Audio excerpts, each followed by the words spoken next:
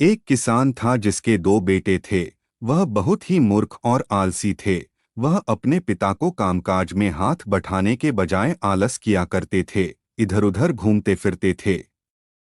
किसान को अपने बेटों की बहुत फिक्र थी। वो सोचते थे कि मेरे मरने के बाद इनका क्या होगा, यह अपना पेट कैसे भरेंगे, अपने परिवार को कैसे संभाल पाएंगे।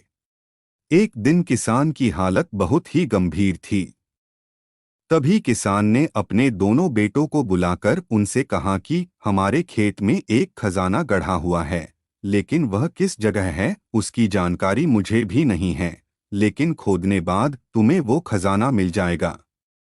खजाने की खबर सुनकर दोनों बेटों के मन में लालच आ गया और वो दोनों खेत पर चले गए और खेत को खोदने लगे। खजाने के लालच में कुछ ही दिनों में पूरे खेत को खोदने के बाद वह कुछ नहीं मिला।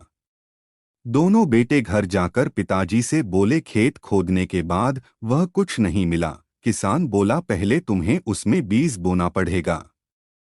तब बाकी किसानों की तरह किसान के बेटों ने खेत में बीज बोने शुरू कर दिए।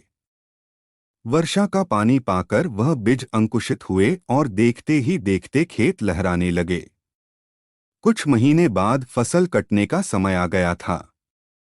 किसान के दोनों बेटे फिर पिताजी से कहते हैं कि अब हमने बीज बो दिया और फसल भी बड़ी हो गई, अभी तक खजाना नहीं मिला।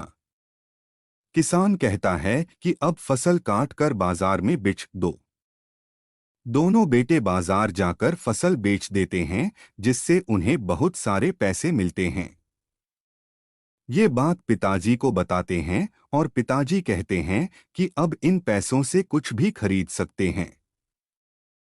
यह देखकर किसान के बेटे बहुत खुश हो गए। उनको समझ आ गया कि परिश्रम ही सच्चा धन होता है, और वो उसी तरह से अपने पिता के शब्दों का मोल भी समझ गए और अपने कामकाज में लग गए।